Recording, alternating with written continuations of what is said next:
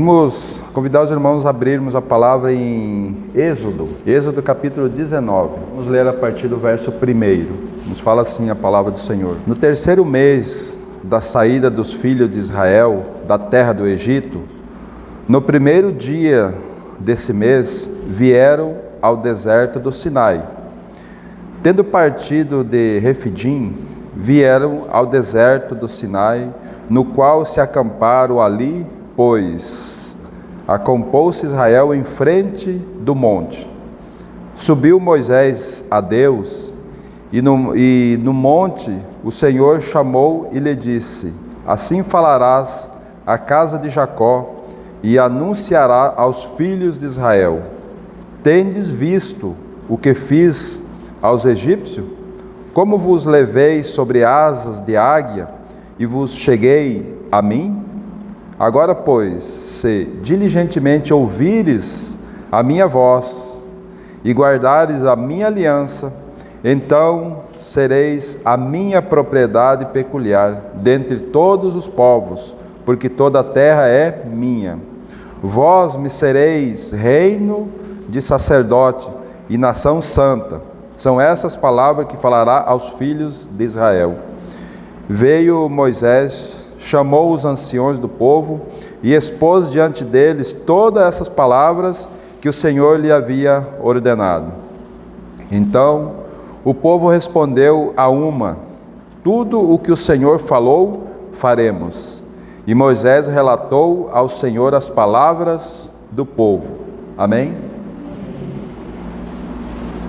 Vamos orar ao Senhor, pedir a graça, a misericórdia dEle, para que a palavra seja revelada aos nossos corações, irmãos. Querido Pai, nós te louvamos por mais esse momento, Senhor. Te adoramos, Senhor, nessa noite, porque Tu reuniste a Tua igreja e tivemos a oportunidade de Te adorar, entoando louvores a Ti, Senhor. Agora, ó Senhor, nesse momento a Tua palavra foi exposta e nós precisamos do socorro do Teu Espírito Santo, que revele essa Tua palavra aos nossos corações, Senhor.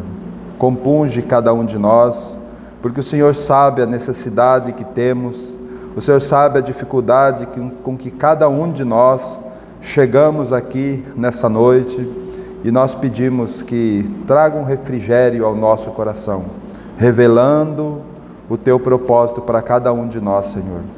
Usa-me, Senhor, como canal do fluir do Senhor nessa noite, e que a Tua palavra atinja, Senhor, cada coração que está aqui nessa noite, para a glória, para a honra e para o louvor do Teu nome, Senhor. Nós oramos e Te agradecemos no nome do Teu Filho amado, Jesus Cristo. Amém, Senhor.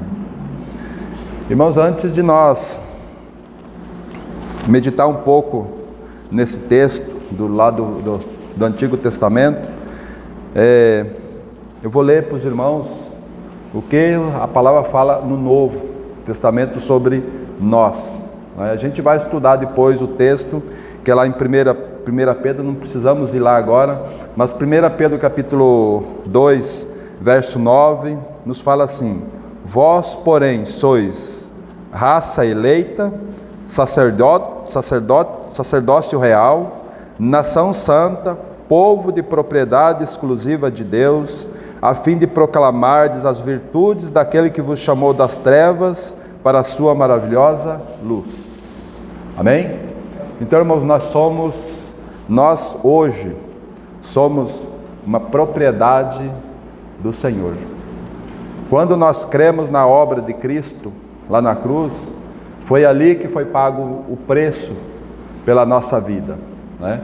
Quando o Senhor fala ali em 1 Coríntios, capítulo 6 também, quando Ele está falando sobre como nós devemos usar o nosso corpo, quando nós cremos, nós não fomos criados por Deus para a prostituição, nós não fomos criados, por quê? Porque nós fomos comprados por preço, por um bom preço. E qual foi esse preço? Pelo sangue de Cristo, lá na cruz, né? Então nós somos, irmãos, esse povo, essa nação santa, nós somos um povo de propriedade exclusiva de Deus. Então, quando nós temos essa certeza, irmãos, que somos uma propriedade exclusiva, fomos comprados pelo sangue de Cristo, irmão, faz toda a diferença para nós. Porque daí nós vamos perceber que nós não somos mais de nós mesmos, né? Porque se nós formos andar pela palavra do Senhor, nós vamos ver lá em Romanos capítulo 6, que o nosso velho homem foi crucificado com Cristo, né? E que não vivemos mais nós, mas Cristo agora vive, né? Nós fomos, né, o nosso velho homem foi crucificado com Ele, para quê? Para que o corpo do pecado seja destruído e nós não tenhamos mais que viver escravos do pecado, né? Então isso é muito precioso quando a gente começa a ver a palavra do Senhor, o que o Senhor fez por nós, né? Ele entregou o seu Filho, porque em João capítulo 3, verso 16, vai falar assim, que Deus amou o mundo de tal maneira que deu o seu Filho unigênito, era o único que ele tinha, né? Então esse único Filho de Deus que foi entregue por nós naquela cruz, ele se torna agora o primogênito, o irmão mais velho nosso, né? Então nós temos agora um irmão pelo qual nós devemos ser semelhantes, porque o irmão mais velho, os outros que vêm atrás, qual é a intenção desses outros que vêm atrás? É ser semelhantes àquele irmão mais velho. Aquele irmão, o mais velho sempre assume a responsabilidade da casa, né? Sempre é assim. Então nós temos um irmão mais velho e que nós devemos ser semelhantes a ele, né? Quando a gente vai para Coríntios capítulo 15, a gente vê a palavra dizendo assim, porque eu recebi do Senhor o que também vos entreguei, que na noite que o Senhor Jesus, né, ele foi crucificado segundo as Escrituras, ele foi sepultado segundo as Escrituras e foi ressuscitado segundo as Escrituras, e nós, irmãos, estávamos ali. Quando a gente vai para 2 Coríntios, ele diz assim, porque o amor de Cristo nos constrange julgando nós isso, um morreu por todos, logo todos morreram, né? E aí então quando a gente chega em Gálatas, a gente vai viver como que nós vivemos. Estou crucificado com Cristo e vivo não mais eu, mas Cristo vive em mim, né? E esse viver que agora eu vivo na fé do Filho de Deus, que me amou e a si mesmo se entregou. Mas quando nós chegamos em Efésios, ele diz assim, ele vos deu vida, estando vós mortos nos vossos delitos e nos vossos pecados, sabe? Então, irmãos, a gente vai percorrendo as Escrituras e vai percebendo cada vez mais que a nossa vida foi comprada pelo nosso Senhor Jesus Cristo, lá na cruz, né? Então a gente vai, e aí agora eu quero chamar a atenção aqui para o texto que nós lemos, lá de Êxodo, a revelação que o Senhor deu para aquele povo e o que o Senhor desejava deles, né? E qual foi a resposta desse povo em relação àquilo que Deus esperava, aquilo que Deus pediu para eles, né? Então aqui nesse texto, no verso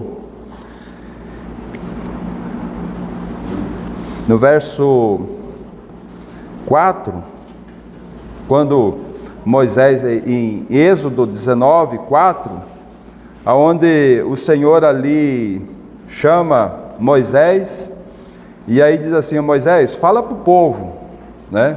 Vocês têm visto o que eu fiz aos egípcios, e como vos levei sobre asas de águia, e vos chegareis a mim, né? Então nós podemos perceber aqui, irmãos, o Senhor falando para Moisés, dizer para o povo, fala para o povo, tudo aquilo que eu fiz lá no Egito, e todos nós sabemos, temos visto na palavra de Deus, as 10 pragas que o Senhor lançou ali no Egito, para que então o Senhor pudesse julgar o Egito, julgar os deuses do Egito, porque cada praga daquela, o Senhor estava julgando um Deus que eles adoravam. Então o Senhor estava julgando eles. Então o Senhor julga Faraó, e então tira esse povo com poder extraordinário, né? E aí quando chega aqui diz,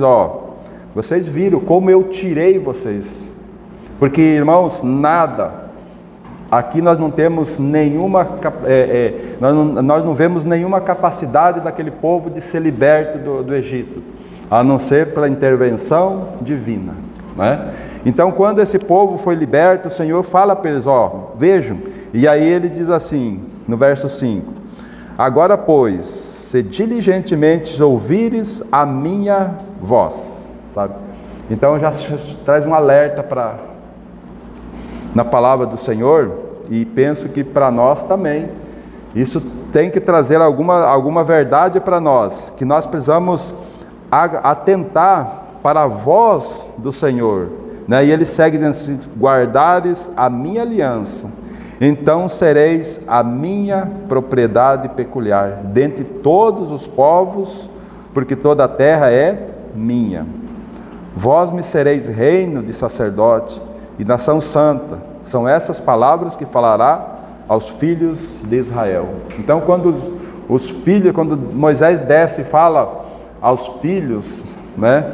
Então eles dizem, tudo que o Senhor falar, nós faremos, né? Então, irmãos, como nós hoje, como a gente viu lá, porque nós somos um povo de propriedade exclusiva de Deus, comprada com o sangue de Jesus. Agora, o que me chama a atenção aqui nesse texto, o Senhor dando essa palavra para eles lá no começo. Será que eles cumpriram, irmãos? A gente tem visto, a gente tem olhado a palavra do Senhor e eles têm falhado. Eles falharam feio. Tanto é que eles ficaram perambulando pelo deserto durante 40 anos, porque eles não foram obedientes a essa palavra que o Senhor deu para eles. Se vocês forem guardares a minha aliança, vocês serão para mim um povo exclusivamente meu, né? E a gente percebe, irmão, se nós olharmos o Velho Testamento, essa passagem daqui até onde eles entraram em Canaã, né, até Josué, a gente vai perceber que o Senhor não os abandonou. O Senhor durante o dia estava com aquela nuvem sobre eles, né? Nuvem para apaziguar o calor no deserto, e à noite aquela nuvem se transformava em fogo para que eles se aquentassem durante a noite e para alumiar o caminho que eles deveriam andar, né? Então a gente percebe que o Senhor nunca os abandonou, porque eles tinham que seguir a nuvem. Então, quando a nuvem se levantava, eles tinham que andar, eles não poderiam ficar para trás, porque se eles ficassem para trás no deserto, eles morreriam do calor durante o dia ou do frio durante a noite. Então a gente percebe o Senhor durante os 40 anos conduzindo aquele povo com todo cuidado, e quando eles precisavam água, eles tomavam da rocha que seguia eles, né? Então eles tinham condições, e o Senhor mandava o maná todos os dias, alimentando ele. Então tudo isso aí, irmãos, traz para nós uma simbologia muito preciosa, porque quando Cristo veio, Cristo é a expressão máxima de Deus, aonde ele veio, comprou cada um de nós, e agora ele diz assim, se você quiser, né? Se você quiser vir após mim, a si mesmo se negue, dia a dia, tome a sua cruz e siga-me, sabe? É um convite que o Senhor nunca vai pressionar nós, mas ele vai trazer sempre um alerta, né? Como ele trouxe aqui, se vocês atentarem para as minhas palavras, então vocês serão para mim um povo exclusivamente meu. Então, irmão, nós precisamos começar a perceber algo, e eu quero ir para o Novo Testamento agora, para nós ler lá em 1 Coríntios, ver como é que esse povo se comportou, né? E como é que nós precisamos andar diante do Senhor, né? 1 Coríntios, capítulo de número 10. Aqui é um relato muito breve, mas muito firme, durante a peregrinação daquele povo lá no deserto, e mostrando, irmãos, para nós o exemplo deles, para que nós não venhamos a cair na mesma armadilha que eles caíram, né? Então aqui, irmãos, a partir do verso 1 nos diz assim, 1 Coríntios 10, 1, nos fala assim: ora, irmãos, Não quero que ignoreis que nossos pais estiveram todos sob a nuvem, e todos passaram pelo mar, tendo sido todos batizados assim na nuvem como no mar, com respeito a Moisés. Todos eles comeram de um só manjar espiritual, e beberam da mesma fonte espiritual, porque bebiam de uma pedra espiritual que os seguia, e a pedra era Cristo.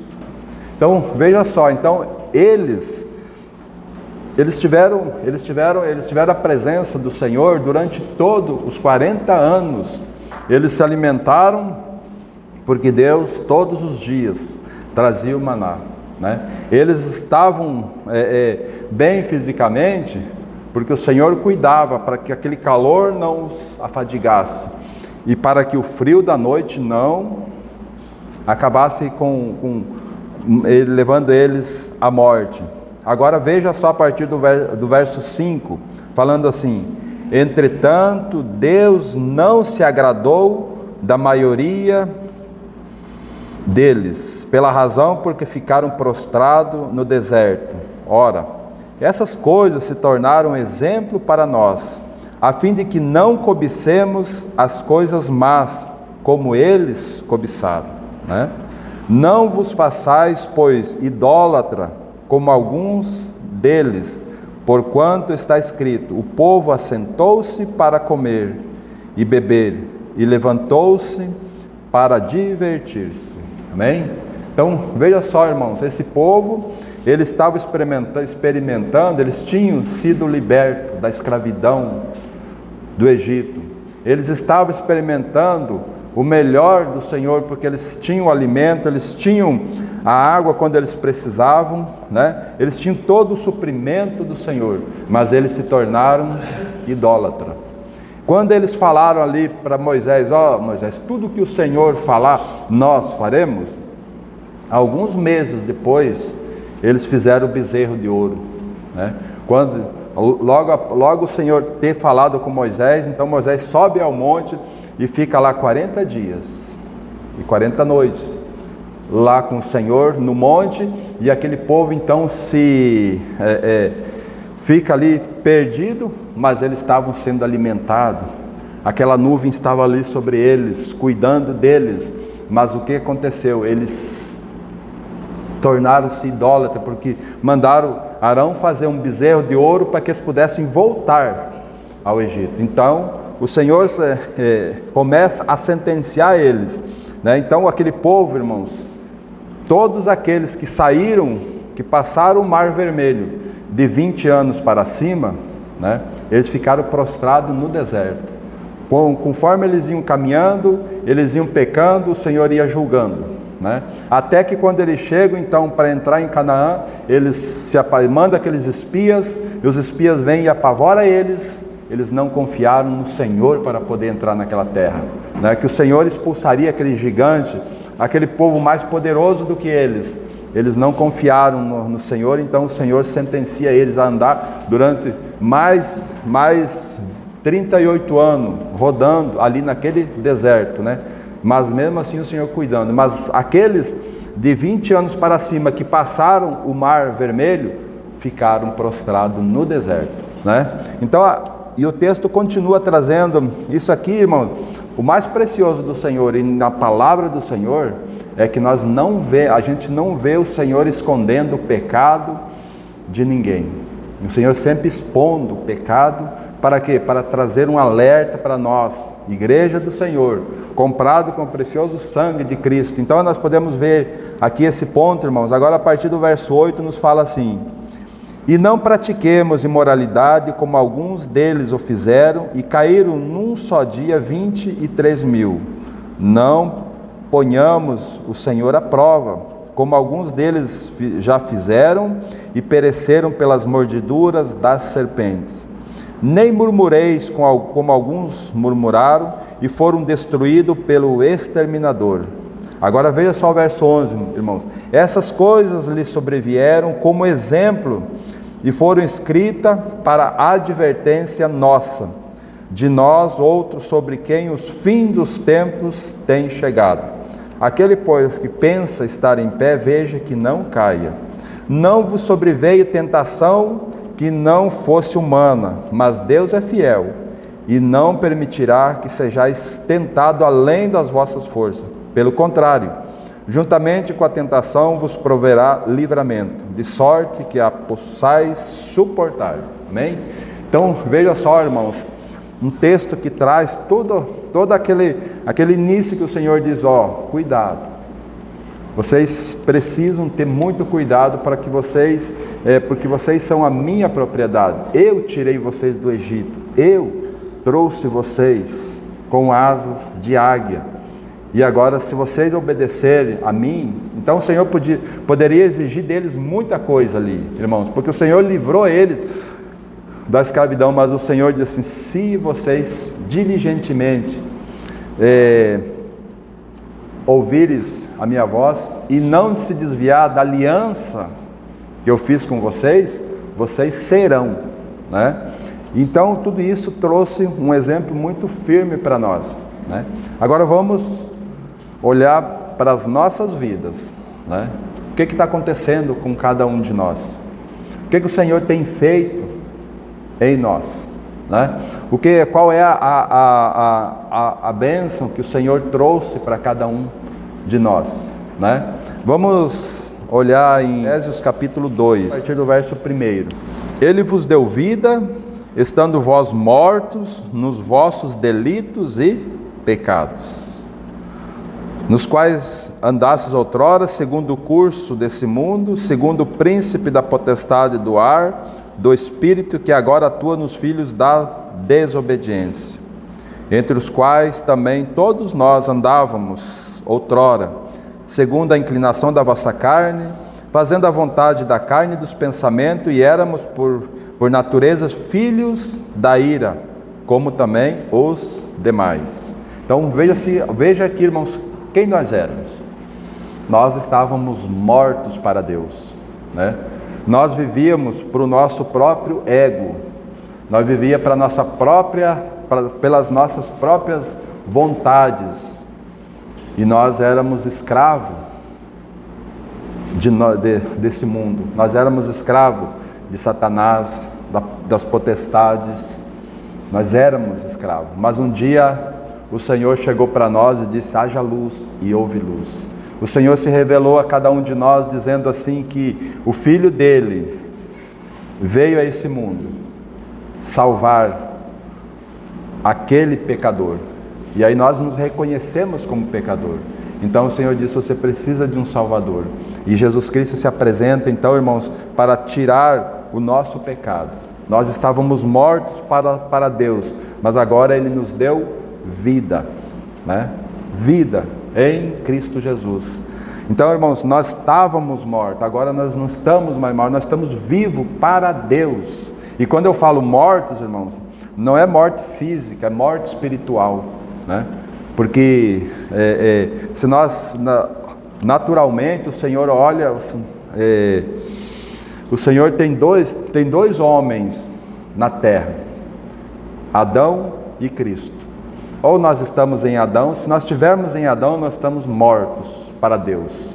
Agora, se nós estivermos em Cristo, nós estamos vivos para Deus, né? Então, a partir de então, nós podemos ver, então, o que aconteceu conosco?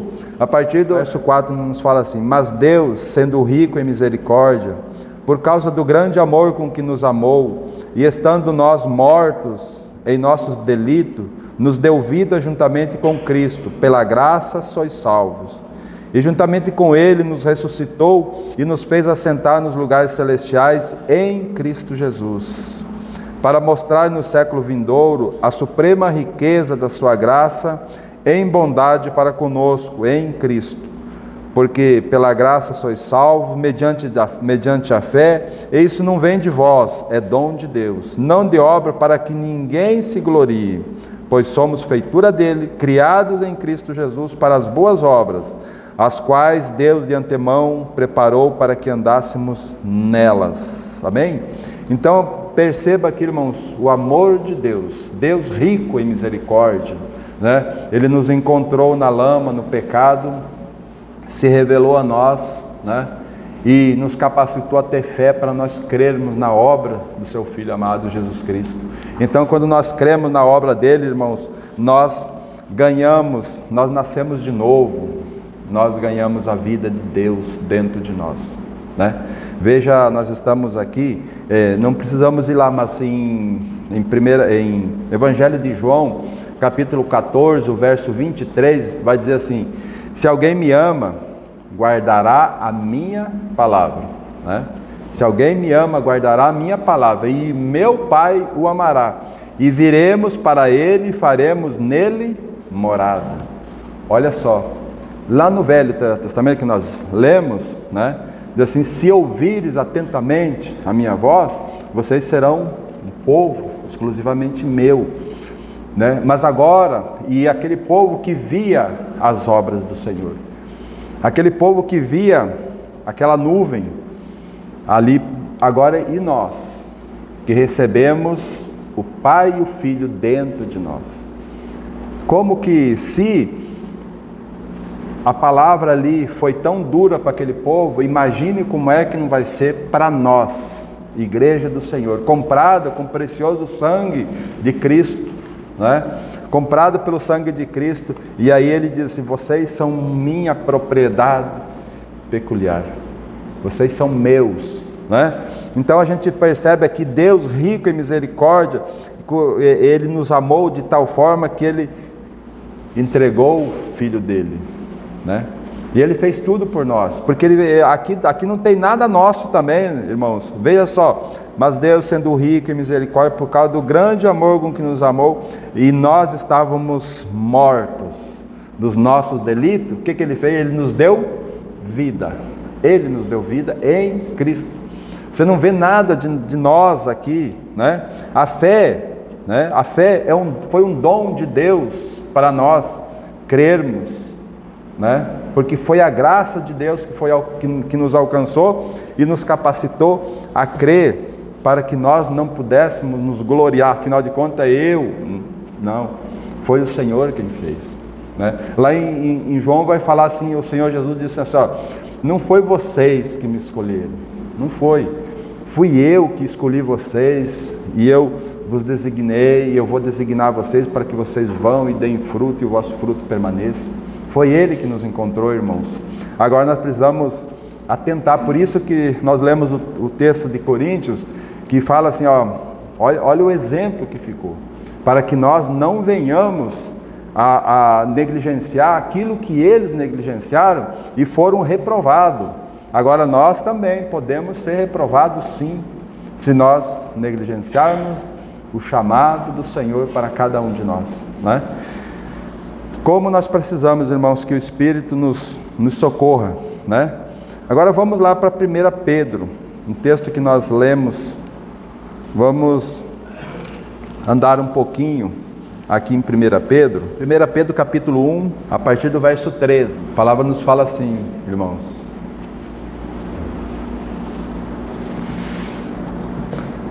por isso, cingindo o vosso entendimento, sede sóbrio, e esperai inteiramente na graça que vos está sendo trazida na revelação de Jesus Cristo. Então nós vamos andar bem devagar aqui para nós pegar o máximo que o Senhor tem para cada um de nós aqui, né? Então ele fala, por isso cingindo, e esse cingir-se aqui, irmãos, tem uma conotação de prender alguma coisa, prender com uma cinta em algum lugar para você ficar firme, para você não se movimentar. Então você precisa estar firme, né? Cingindo, você está firme com o seu entendimento, e aí você precisa estar sóbrio, né? Sóbrio dá a impressão aqui que alguém está embriagado. Como que você vai conversar com alguém embriagado? Não tem como, você tem que esperar essa pessoa voltar, ficar sóbrio, daí você vai poder sentar com ela e explicar para ela o que ela fez. Porque se você pegar uma pessoa que está embriagada, o que ela vai entender? Nada, né? Então nós precisamos estar sóbrio. Para quê? Para que nós esperamos inteiramente na graça. Ô irmão, nós não podemos, nós vamos andar aqui nesse mundo, a graça nos alcançou, e a graça vai conduzir nós e todo o tempo que nós estivermos aqui. O Espírito Santo que veio habitar em nós, pela sua graça, Ele vai conduzir cada um de nós, porque nós vamos pecar. E a graça vai nos habilitar a tomar do sangue de Cristo, a sermos lavados pelo sangue de Cristo, né? E então podermos andar o tempo que nós temos aqui na revelação de Cristo Jesus, né? Então, irmãos, a graça nos habilita a olhar para Cristo. Então nós precisamos ter essa firmeza de nós podermos estar com o nosso entendimento muito firme na graça do Senhor, né? E o verso 14 vai dizendo, porque como filhos, como que nós devemos andar cingindo de nosso entendimento, temos que estar sóbrio e esperar inteiramente na graça, como filhos da obediência. Não vos amoldeis as paixões que tinha anteriormente na vossa ignorância. Isso quer dizer, irmãos, você experimentou a graça, você recebeu Cristo Jesus, agora você deve andar como filho da obediência e não voltar às práticas que você tinha anteriormente. Quer dizer, você não deve andar na prática do pecado, né? É diferente do que nós, enquanto na carne, nós vamos pecar, mas pecados involuntários, pecado porque nós somos fracos, mas nós não temos mais o direito de viver na prática do pecado, porque a prática do pecado é a escravidão e nós fomos libertos da escravidão. Precisamos compreender que nós fomos libertos, então não tem mais como nós viver como nós vivíamos antes, na nossa ignorância, porque nós éramos escravos do pecado. Agora nós não temos mais como viver dessa forma. O verso 15 vai falando assim: pelo contrário, segundo é santo aquele que vos chamou, tornai-vos santos também vós mesmos, em todo o vosso procedimento. E santo aqui, irmão, quer dizer, você é separado, você foi separado para Deus, né? Ele é santo e você vai começar a se tornar santo também. Então você é uma pessoa separada, que o Senhor separou exclusivamente para Ele, porque você é propriedade dEle, né? E aí o verso 16 diz, porque está escrito, sede santo, porque eu sou santo, né? Eu sou santo. Aí o verso 17 vai dizer, ora, se invocai como Pai aquele que sem acepção de pessoa julga segundo as obras de cada um, portai-vos com temor durante o tempo da vossa peregrinação, né? Então, tudo isso, como que eu devo andar nesse tempo em que eu estou aqui nessa terra, né? Eu devo andar buscando sempre a mente do Senhor. Eu tenho que andar sempre voltado para o Senhor. Porque senão, irmãos, nós vamos, daqui a pouco, se nós não vigiarmos, nós estamos voltando às mesmas práticas que nós tínhamos anteriormente, quando nós não conhecíamos o Senhor, né? Então, porque nós somos um povo separado, né? Agora, deixando esse texto aqui, vamos para o capítulo 2 desse mesmo livro. O capítulo 2 vai falar assim: despojando-vos, portanto, de toda maldade e dolo, de hipocrisia e inveja, e de toda sorte de maledicência, desejai ardentemente, como criança recém-nascida, o genuíno leite espiritual, para que por ele vos seja dado crescimento para a salvação. Isso quer dizer o que, irmãos? O que é desejar? Uma criança, né? Uma criança recém-nascida, ela vai se desesperar por duas razões, né? Ou ela está com fome, ou ela está com dor, né? Essas duas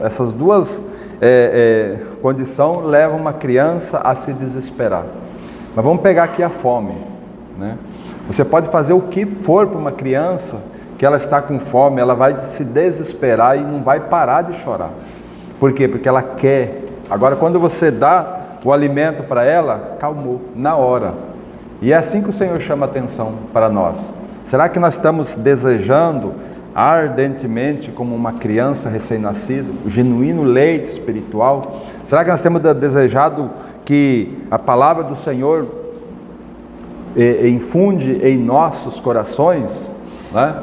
Precisamos considerar nossa vida diante do Senhor, ou nós vamos viver a nossa vida, se eu der para mim ler a palavra eu vou ler, se não der para mim ler a palavra eu não leio, eu quero ter um crescimento espiritual, eu quero que o Senhor fale comigo, eu quero que o Senhor me dê revelação, mas eu abro a palavra só quando eu venho no culto, né?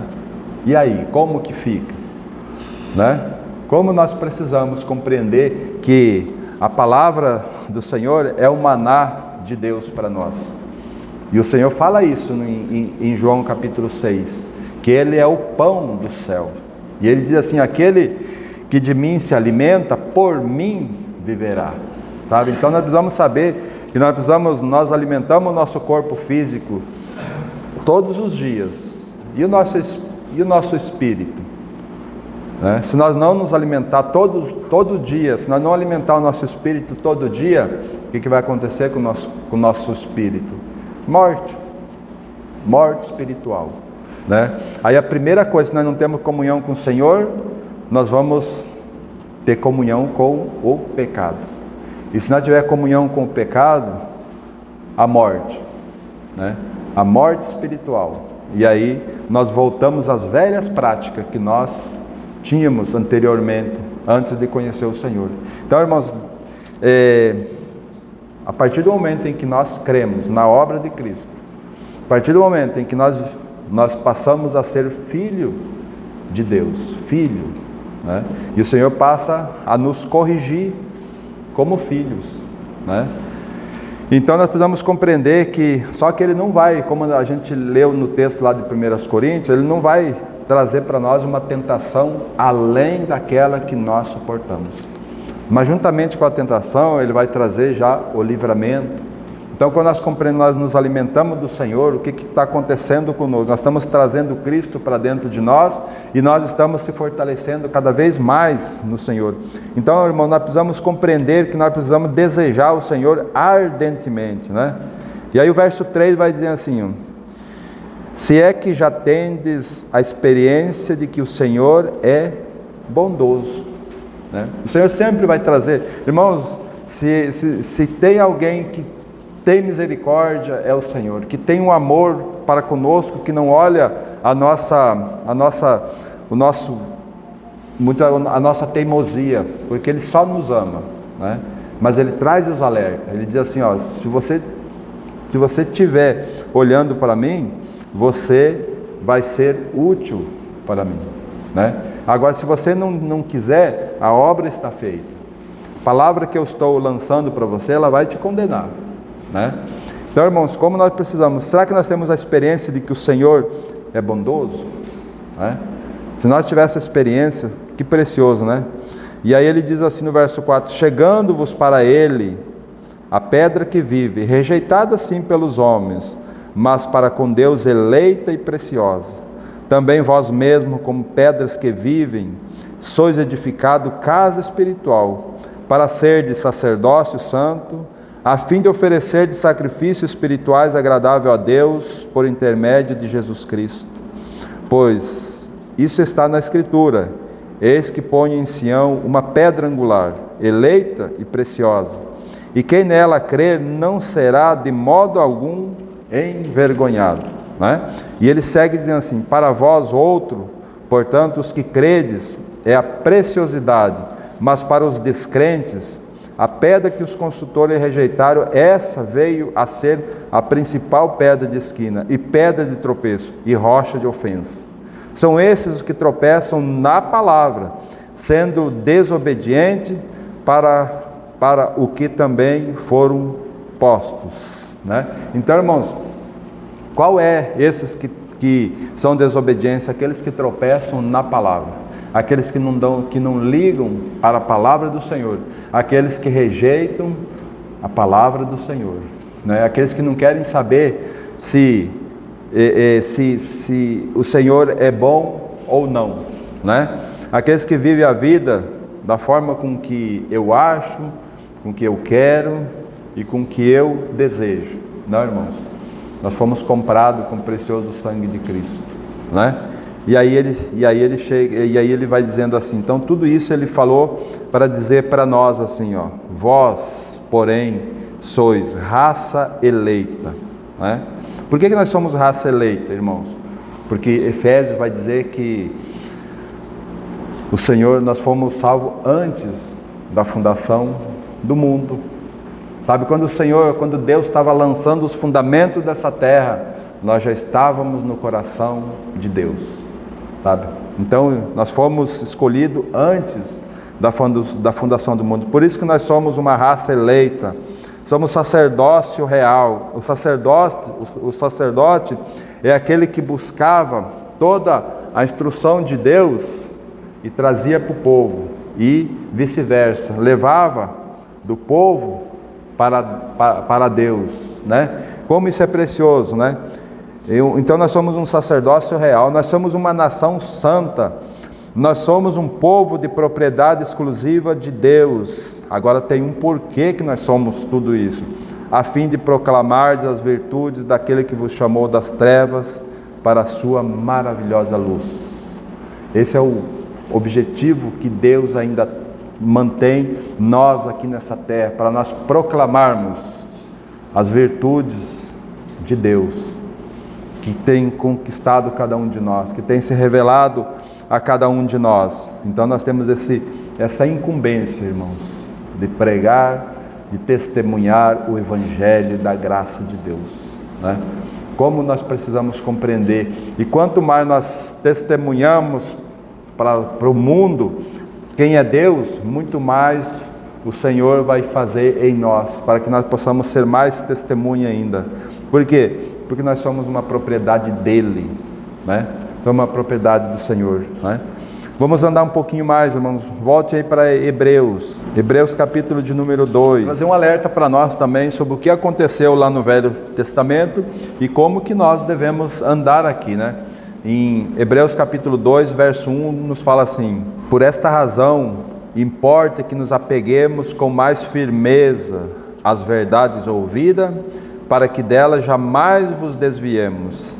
Se, pois, se tornou firme a palavra falada por meio de anjo, e toda transgressão ou desobediência recebeu justo castigo, como escaparemos nós, se negligenciarmos tão grande salvação, a qual, tendo sido anunciado inicialmente pelo Senhor, foi-nos depois confirmado pelos que a ouviram, dando Deus testemunha juntamente com eles, por sinais, prodígios e vários milagres, e por distribuição do Espírito Santo, segundo a sua vontade.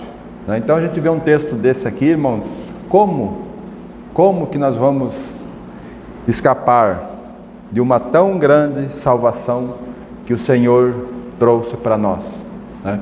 Ele deu o seu Filho por causa de nós, e o seu Filho anunciou lá no Velho Testamento, e lá no texto que nós olhamos, o Senhor usou Moisés. Era um homem que o Senhor trabalhou na vida dele, né? Trabalhou muito na vida daquele homem, então o Senhor falava com ele. Mas agora para nós, irmãos, foi o próprio Senhor que veio a esse mundo para nos salvar. Então, como que nós vamos escapar de uma tão grande salvação, que começou no nosso espírito quando nós cremos, está ganhando a nossa alma durante o tempo em que nós ficarmos aqui, e quando Ele voltar, nós teremos corpos glorificados. Então é uma salvação completa, espírito, alma e corpo, né? Então, se nós negligenciarmos, como que nós vamos escapar, né? Se nós desobedecermos o Senhor, como que nós vamos escapar do Senhor? Porque todos nós, um dia compareceremos diante do tribunal de Cristo, né? Para que nós possamos dar conta daquilo que nós fizemos aqui. Então, irmãos, o Senhor tem dado todo o suporte para nós. O Senhor, na sua infinita graça e misericórdia, Ele tem trazido toda a necessidade que nós temos para viver como cristãos, o Senhor tem suprido. Tá? Ele tem suprido cada um de nós. Agora nós precisamos compreender que nós temos que responder ao chamado do Senhor para cada um de nós, né? Para que nós não negligenciemos tudo aquilo que o Senhor tem feito por nós, né? Ah, Senhor, eu não sabia. Ah, Senhor, foi muito difícil eu viver a vida aqui. Não, irmãos, nós não vamos encontrar desculpa. Porque o Senhor Jesus, lá em Mateus 11, Ele disse assim, se você tem muita desculpa, Ele diz assim, venham para mim, todos vocês que estão cansados e sobrecarregados. Vocês estão querendo fazer coisas aí, estão cansados, então venham para mim. Tomem sobre vós o meu jugo e aprendam de mim, porque eu sou manso e humilde de coração.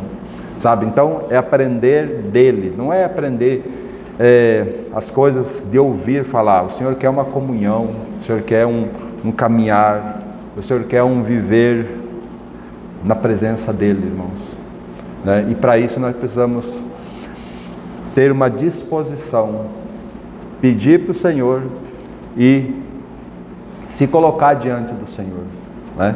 E como é que nós aprendemos? Irmãos, tem algo que nós precisamos aprender na presença do Senhor, que eu vivi durante muitos anos, e aí com o coração até sincero, olhando, fui muito tempo crente de banco, olhando para a pessoa que estava lá ministrando, e aí eu, Senhor, me mostra o meu lugar no corpo. Senhor, me mostra o meu lugar no corpo.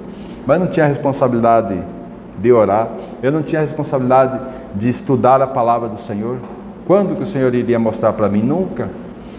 Sabe como é que o Senhor mostra para nós qual é o nosso lugar no corpo?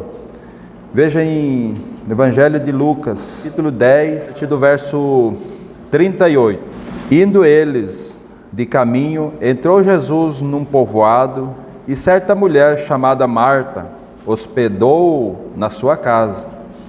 Tinha ela uma irmã chamada Maria, e esta quietava-se assentada aos pés do Senhor, a ouvir-lhes os ensinamentos. Marta agitava-se de um lado para outro, ocupada em muito serviço. Então se aproximou de Jesus e disse: Senhor, não te importas de que minha irmã tenha deixado que eu fique a servir sozinha? Ordena-lhe, pois, que venha ajudar-me. Respondeu-lhe o Senhor: Marta, Marta, andas inquieta e te preocupas com muitas coisas. Entretanto, pouco é necessário, ou mesmo uma só coisa.